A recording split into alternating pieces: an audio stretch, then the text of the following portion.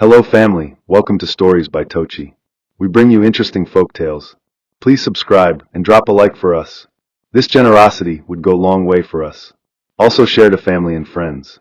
And please turn on post notification to stay tuned for more. Thank you as you do so. Now let's get into the story. Teo woke before dawn, long before the first cock crowed in Iremu. The air was heavy with dew, and the faint smell of palm oil smoke drifting from distant kitchens. His small radio whispered an old highlife tune while he sat on a wooden stool in the corner of their room, mending a torn pair of trousers he had worn for too long. The bulb that hung from the cracked ceiling flickered weakly, and every time it dimmed, his shadow seemed to move on its own across the mud-plastered wall. Beside the raffia bed, Bimbo still slept with her hand on her chest, her face calm and untouched by the hardship of their days. He paused, watching her, and for a brief moment, the noise of the world fell silent in his mind. He had no car, no riches, no title, only his calloused palms, his strength, and the quiet conviction that tomorrow could be better. Outside, the frogs croaked in the distance, the air smelled of wet soil, and Teo reminded himself that hope, though fragile, was what kept men like him alive. He rose gently so as not to wake her, stepped out into the cool morning mist, and stretched his arms toward the sky that had begun to lighten with the first promise of dawn. He could hear the early motorbikes revving somewhere near the junction. His workshop was waiting, as it always did, with its smell of burnt oil and rusted metal. He tied his scarf around his neck and began the short walk through the dusty path that led to the main road, greeting every familiar face that stirred awake. The villagers knew him as the young man who never complained. Some pitied him, others admired him, but no one really knew how hard he fought the thoughts that sometimes crept in, the doubts about whether all his labor would ever mean something. The rhythm of his footsteps blended with the chirping of morning crickets, and when he reached the edge of the road, he paused for a second to look back at his small home. From afar, it looked almost beautiful in the rising light, and he smiled faintly, telling himself, "Ego better." The workshop was already buzzing when he arrived. Iron clanged against iron, tools screeched, and the scent of petrol filled the air like a stubborn perfume. He worked under a makeshift shed beside an old filling station, a place where mechanics, vulcanizers, and welders shared space and sweat.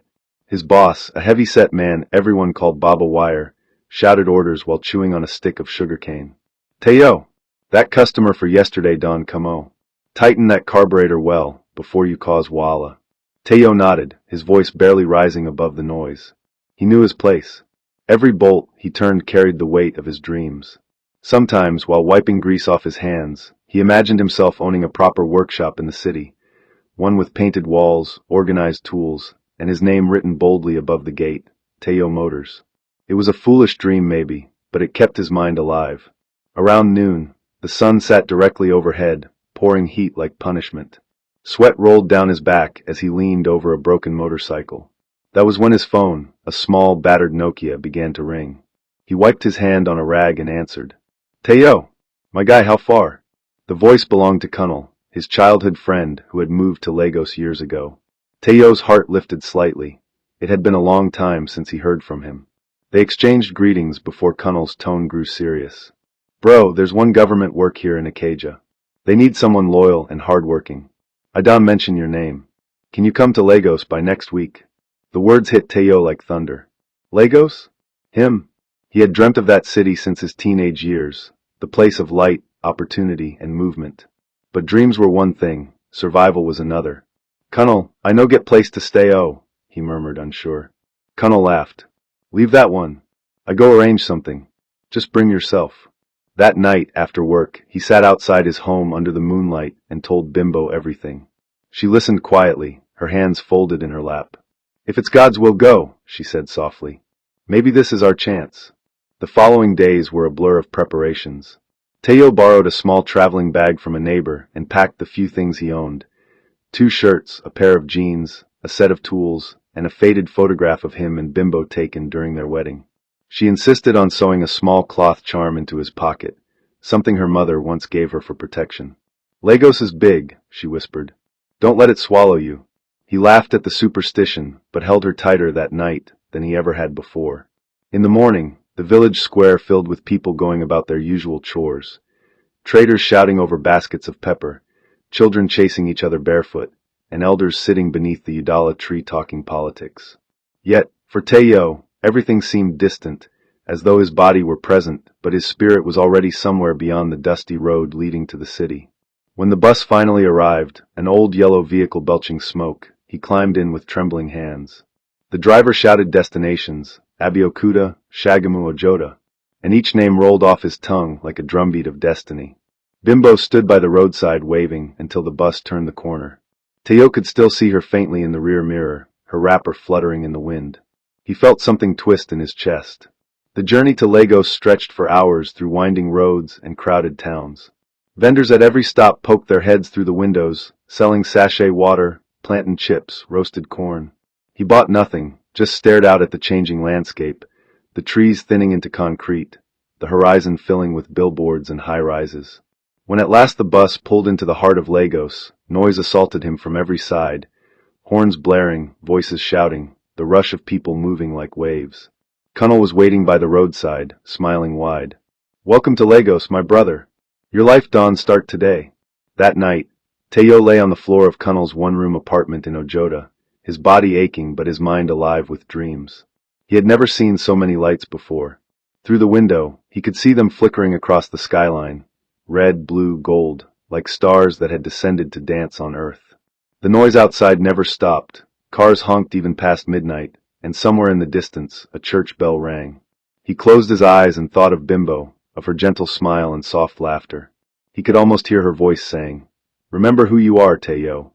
The city smelled of dust and promise. He didn't know what awaited him, but something inside told him life was about to shift. In that moment, lying on the thin mat beside Kunal's snoring figure, he made a silent vow: he would rise. He would work, he would endure. He would prove that the boy from Iremu could stand among the greats of Lagos. His eyelids grew heavy, and as sleep carried him away, a faint smile lingered on his lips. Outside, the moon slid slowly across the night sky, casting its pale glow on the restless city that would soon test the strength of his soul. Teo's first few months in Lagos were like stepping into a giant engine that never stopped turning. The city moved at a pace his village mind could barely follow. He rose before sunrise, joined the human river that flowed through Ojota bus stop, and squeezed himself into yellow buses that screamed with noise, sweat, and impatience. Kunal had gotten him a small job at a construction site in Ikeja, where the smell of wet cement clung to his clothes and the roar of machines drowned every human thought. Lagos was a place where everyone seemed to be chasing something: money, fame, survival, or maybe just another day. Teo worked silently, watching men who barked orders and carried themselves like kings just because they wore fine shoes and wristwatches that gleamed under the sun. But no matter how harsh the day got, he refused to complain. He remembered his father's words before he died: "A man who stops working stops breathing." When the foreman shouted at him for mixing the wrong measure of sand, he bowed his head and corrected it.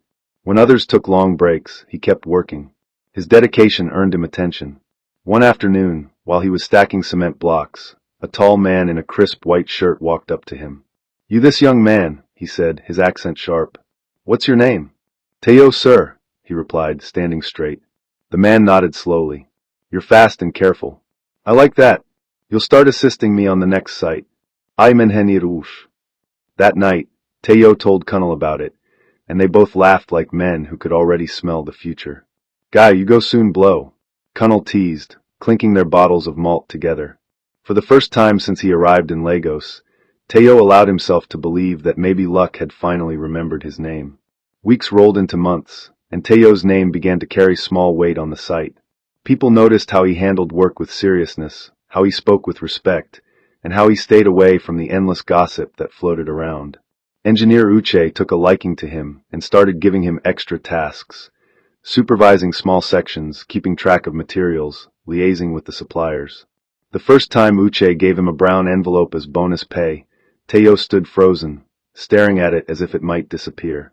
Inside, crisp Naira notes rested neatly folded, more money than he had ever held at once. He could already imagine Bimbo's smile when she saw it.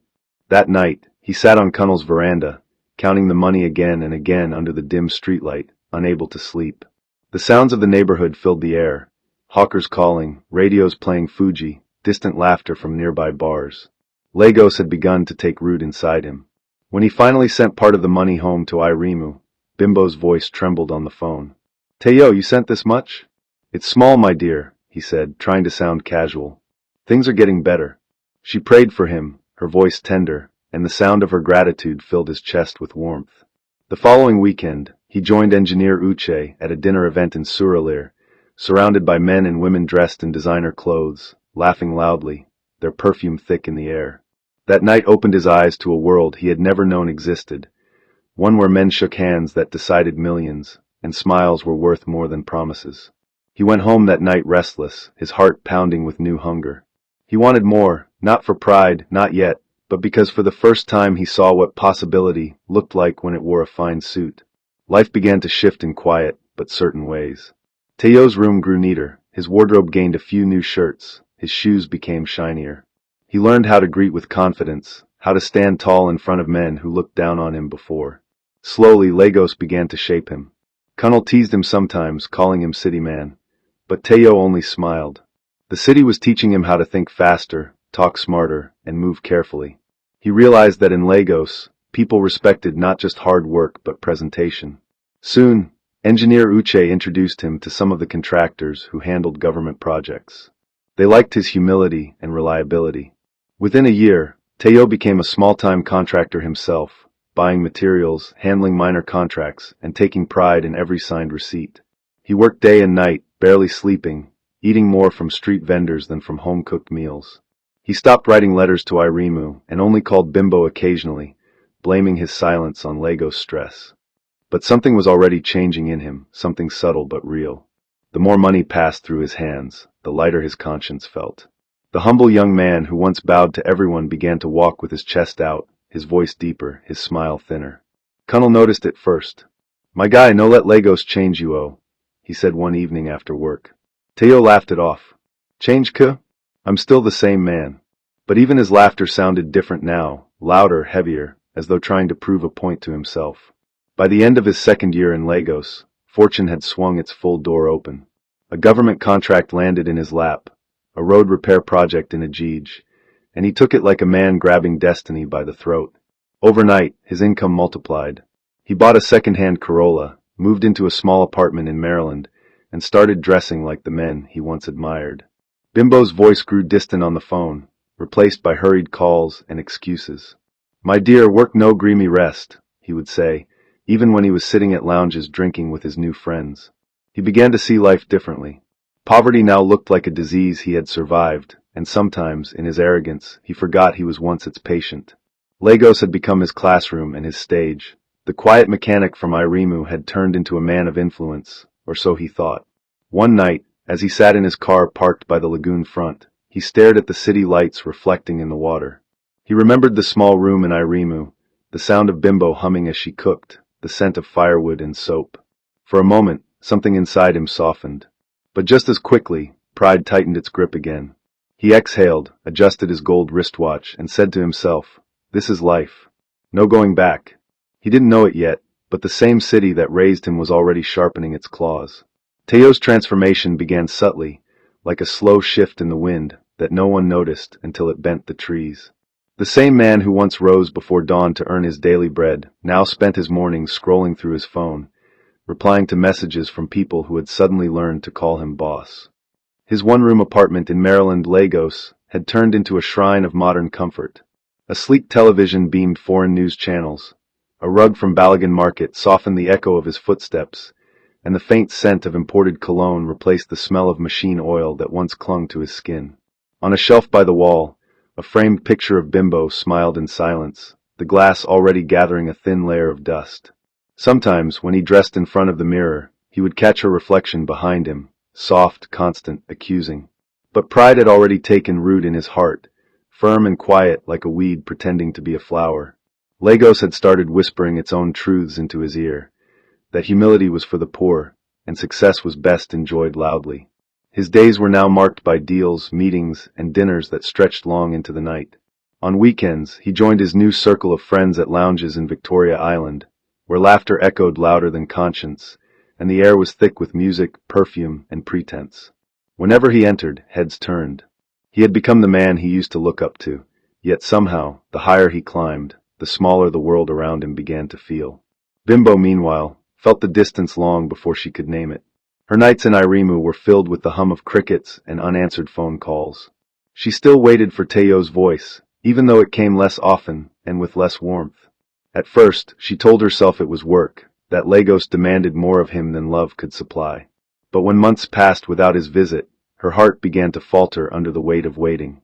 Each time she spoke, his words were clipped, his tone distracted, as though she had become a duty he no longer wanted to fulfill. "Teo, are you okay?" she would ask softly, her voice trembling through the static of poor reception. "I'm fine, just tired," he'd reply. But there was always something missing. The laughter, the curiosity, the shared dreams that once colored their conversations. She tried to bridge the gap with prayers, with patience, with letters that often went unanswered. The villagers began to notice. "Bimbo, your husband has forgotten us, oh," they whispered, half in pity, half in gossip. She smiled politely, pretending not to hear, but her eyes carried the weight of what she feared to say aloud. One evening, after another call ended in silence, she placed her phone on the table and wept until her father came out to find her. "My daughter," he said quietly, placing his rough hand on her shoulder. "Sometimes, when people climb too fast, they forget to look back. But the ground will always remind them where they started." His words stayed with her, wrapping around her heart like a fragile thread of comfort. Back in Lagos, Teo's life had begun to spiral into something he could no longer control but was too proud to escape. The city that had once inspired him now consumed him. He had become addicted, not to alcohol or gambling, but to admiration. Every nod, every compliment, every handshake that confirmed his importance fed the hunger inside him. He surrounded himself with people who mirrored his ego, men who boasted of connections they didn't have and women who admired what they didn't understand. They told him he was different, special, destined for greatness. And he believed them. When Kunal, his old friend and roommate, tried to caution him one night, Teo only laughed. "You don't understand my brother," he said, raising his glass. "This is what life looks like when you finally make it." Kunal shook his head. "Just don't lose yourself in it." But Teo had already lost himself, piece by piece, buried beneath the applause of strangers. The humility that once guided his hands had given way to a kind of arrogance that felt natural, even justified. He began to see Bimbo as a part of his old life, the version of himself he had outgrown. Love no longer excited him. It demanded too much honesty. He found new companions, new thrills, things that glittered bright and faded faster. Yet, in his quiet moments, when the music stopped and the city fell asleep, an emptiness crept in, one he couldn't explain or fill. By the time a year passed, even his success began to feel hollow. He had gained everything he thought he wanted, yet peace slipped further from his reach. One night, sitting in his car parked by the lagoon, he stared at the city lights reflecting on the dark water. Lagos shimmered like a restless dream, beautiful and cruel at once. He thought of the promises he had made, to love, to build, to never change, and felt the weight of how easily he had broken them. The faces of the people he left behind haunted him. Bimbo's gentle smile, Kunal's worried eyes, his late mother's quiet prayers. He took a deep breath, but the air tasted like smoke and regret. For the first time, the silence of the city frightened him. It echoed his own, loud, endless, empty. He told himself he could still fix things, that he could call her tomorrow, that he could explain everything. But tomorrow had become his favorite lie. Instead, he started the engine, drove through the sleeping streets, and told himself that money would always make it right. Yet somewhere deep inside, he knew that life was already preparing to teach him what wealth could never buy, the cost of forgetting where you came from. The night Teo signed the final divorce papers, Lagos rain poured like the heavens were mourning something unseen. He had laughed about it earlier that day with his friends at a lounge in Victoria Island, brushing it off as one of those things that just happen. They clapped him on the back, bought him another drink, and called him Chairman the Free Man. But when he finally got home and stood by the window of his apartment, watching the rain blur the city lights, he felt something shift inside him. He poured himself another glass of whiskey, took a long sip, and told his reflection, "You did the right thing. You deserve peace." But peace did not come. The silence in the apartment pressed against his chest like a heavy weight. The walls seemed to echo Bimbo's laughter, her soft voice calling his name, her gentle footsteps crossing the tiled floor. He tried to drown the memories with noise, music, television, phone calls, but they only grew louder in the quiet moments between songs. When he finally slept, his dreams were restless. He saw himself standing at the edge of a river, calling Bimbo's name, but she kept walking away, her white wrapper fluttering like wings. He woke up sweating, confused, and angry at himself for missing someone he had convinced himself he didn't need. The next morning, he put on his best clothes, polished his car until it gleamed, and told himself he was fine. In Lagos, appearances were everything. As long as your smile stayed bright, no one asked about the cracks beneath it. But deep down, a strange emptiness had begun to settle, quiet, cold, and patient. Far away in Iremu, Bimbo's world was moving at a gentler pace, though not without pain. The first weeks after the divorce felt like walking barefoot on broken glass. People whispered behind her back, some with pity, others with judgment. But she held her head high, her face calm, her heart still. Her father, old Pa Johnny, watched her with worried eyes but said little. He was a man who had seen enough of life to know that words could only comfort, not heal. One evening, as the sky turned orange with sunset, he found her sitting outside their house, staring into the distance. "My daughter," he said, lowering himself onto a stool beside her. "Pain doesn't last forever. Even wounds heal if you let them breathe." She nodded but said nothing. The sound of crickets filled the silence. The next morning, as if life had decided she'd suffered enough, something extraordinary happened. Pa Johnny walked to the small village shop, as he always did, to check the results of the lottery he had been playing for years. He almost dropped the ticket when he saw his numbers printed on the winning sheet.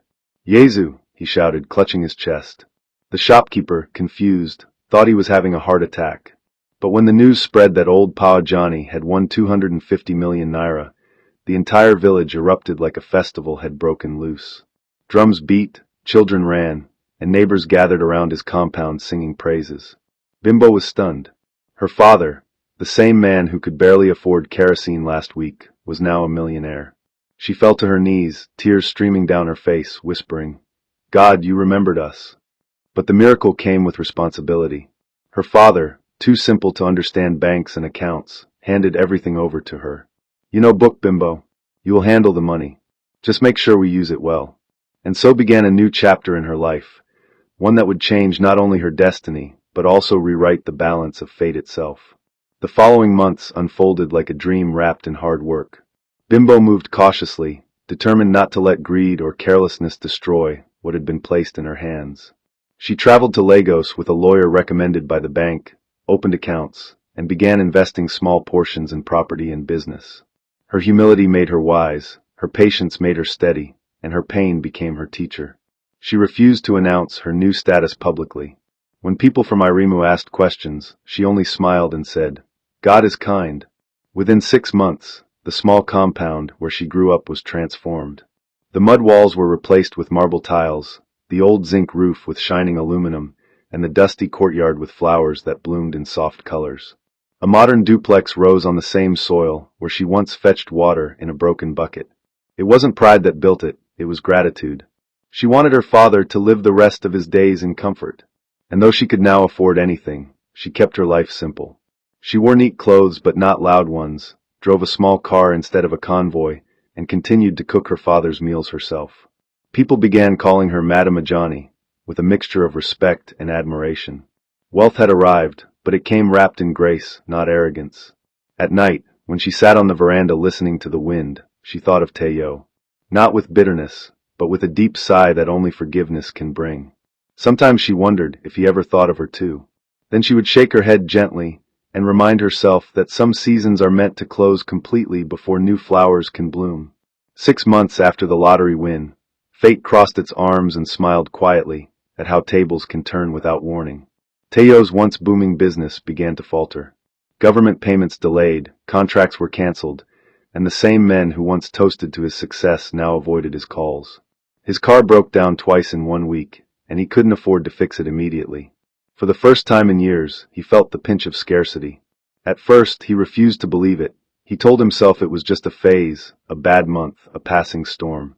But as weeks turned into months, his savings thinned like morning mist. He began selling small things, his wristwatch, his generator, then one of his cars.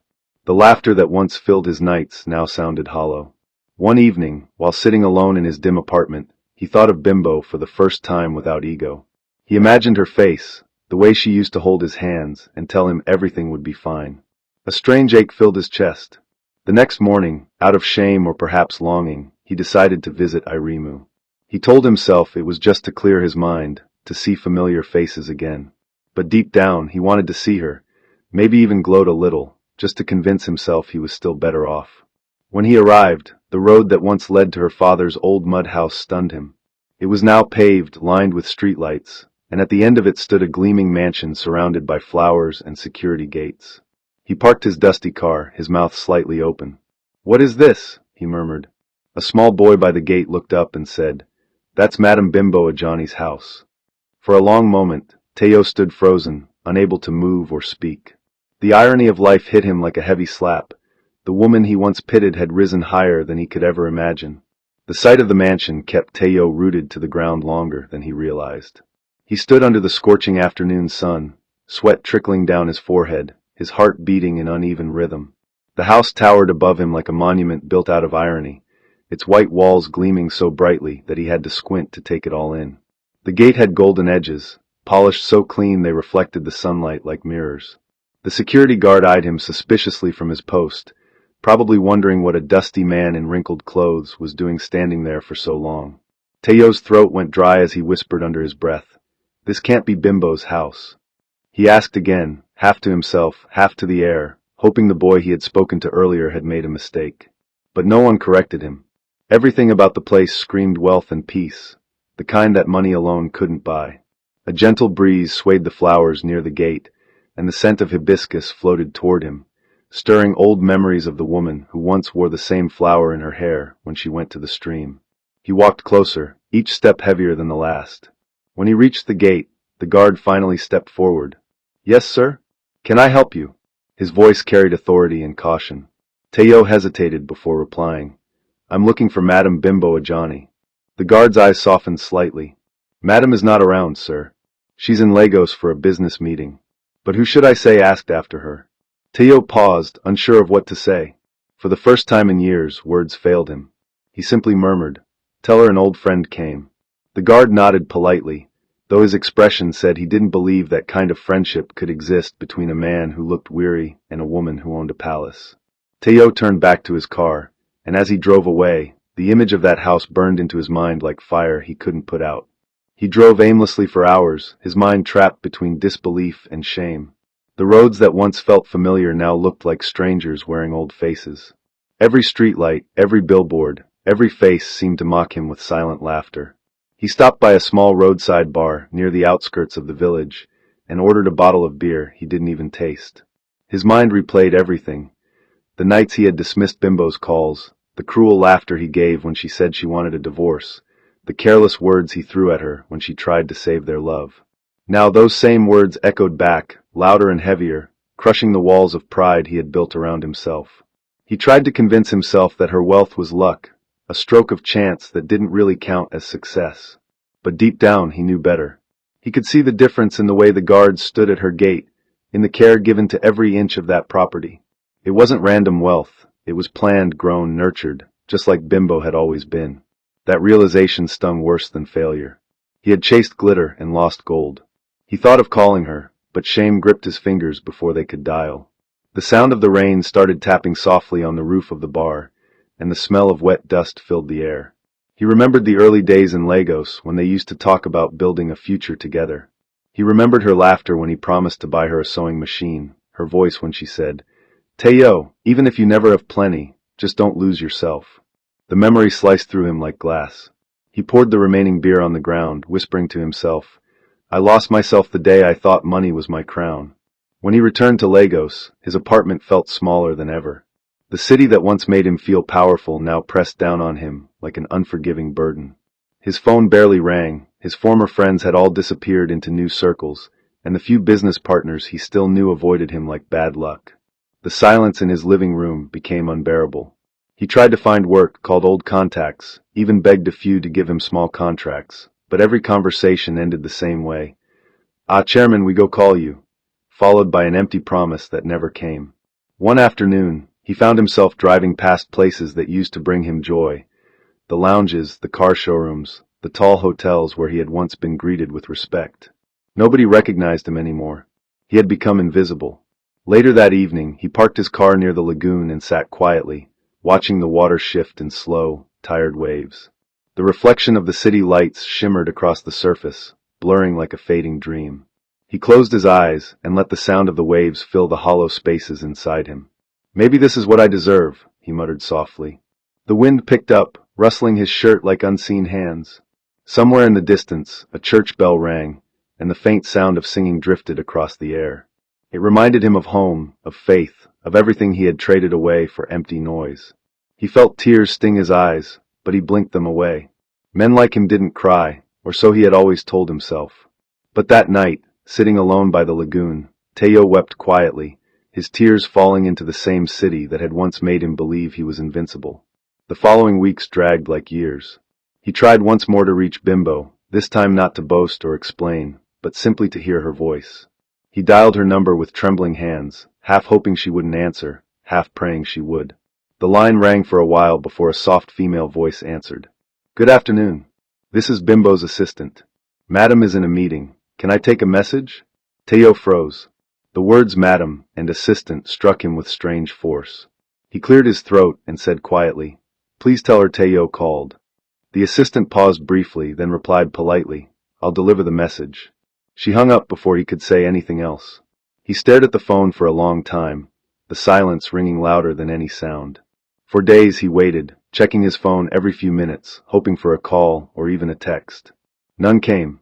Bimbo's silence spoke louder than words. It was not anger, but closure. She had moved on. And somewhere deep inside, he knew she had every right to. The day he realized she wasn't going to respond, he felt something heavy lift off his chest. Not relief, but acceptance. He finally understood that life had turned its page, that the river of destiny had flowed in a new direction, one he could no longer follow. That evening, he took a long walk through the streets of Lagos, breathing in the familiar chaos that once thrilled him. He passed by the same spots where he used to flaunt his wealth, but this time, he walked with quiet steps. The city lights didn't shine for him anymore, yet somehow, the darkness didn't frighten him either. It just reminded him that sometimes losing everything is the only way to see clearly again. The morning came heavy with harmattan haze, the kind that made the city look like it was holding its breath. Teo woke up to the sound of distant car horns and the soft rustle of dry leaves against his window. The room felt colder than usual. He lay still for a while, staring at the cracked ceiling, trying to remember when he had last woken up with purpose. The air carried the faint smell of stale alcohol and loneliness.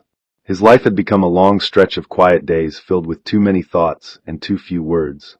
The man who once strutted through the streets of Lagos now moved like a shadow among the living.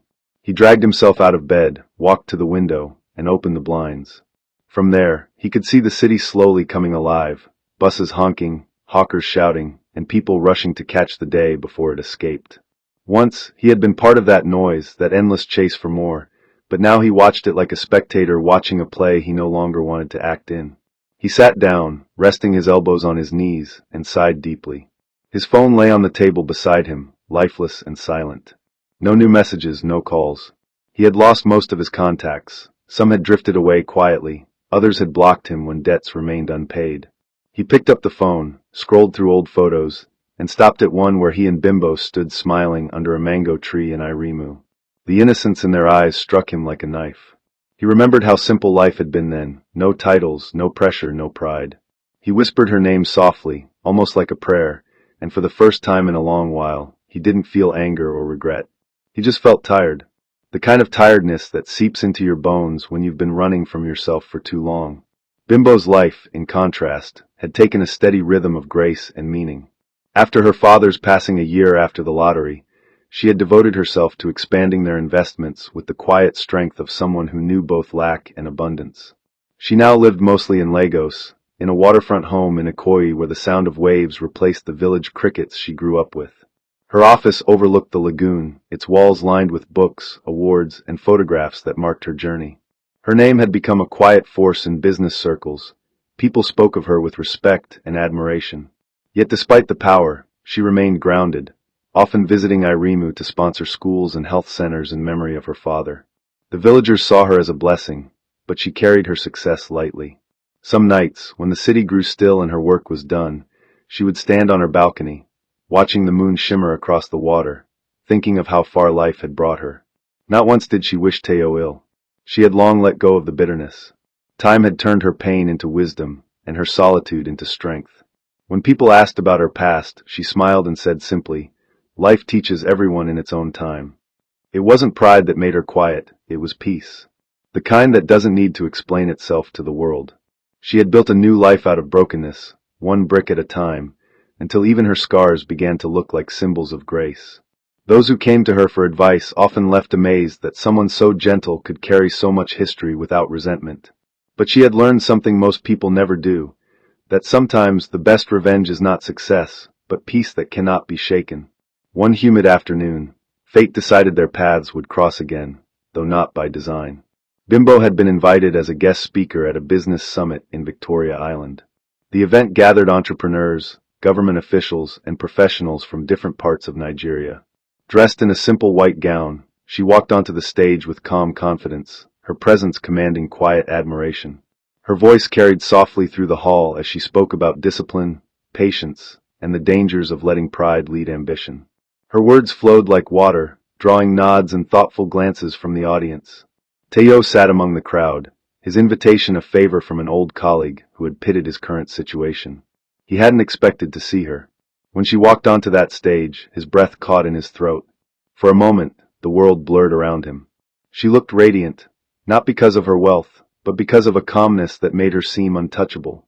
He sank deeper into his chair, both proud and ashamed, watching the woman he once called his own speak to hundreds with the same grace she once used to comfort him.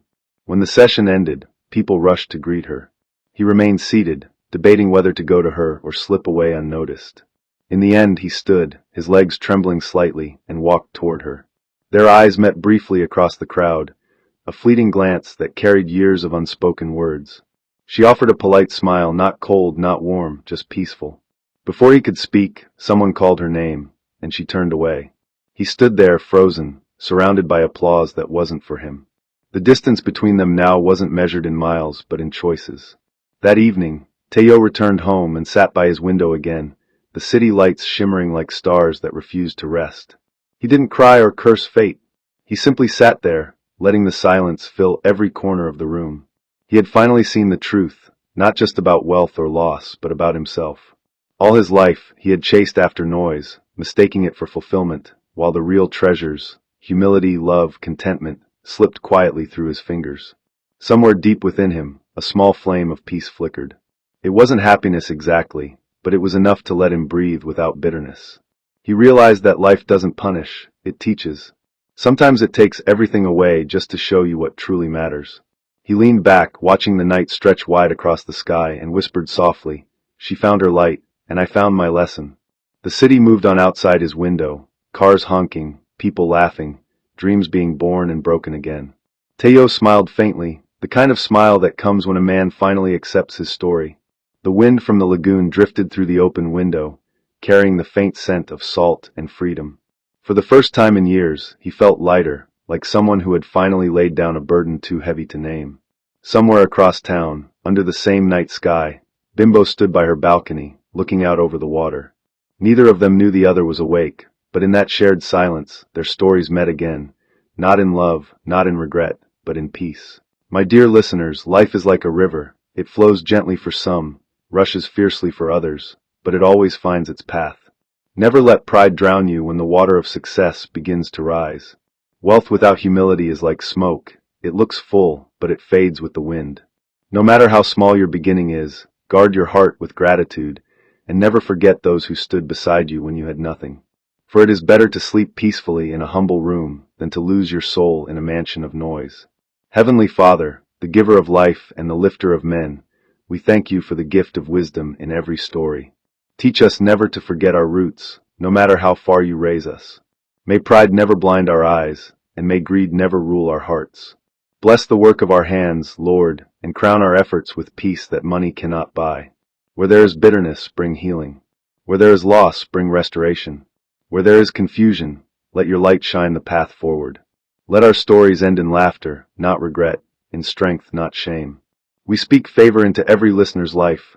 Doors will open, peace will reign, and joy will overflow. In Jesus' mighty name we pray. Amen, amen, and amen. Hope you enjoyed this interesting story.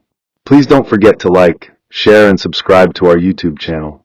Turn on post notifications. See you on our next story.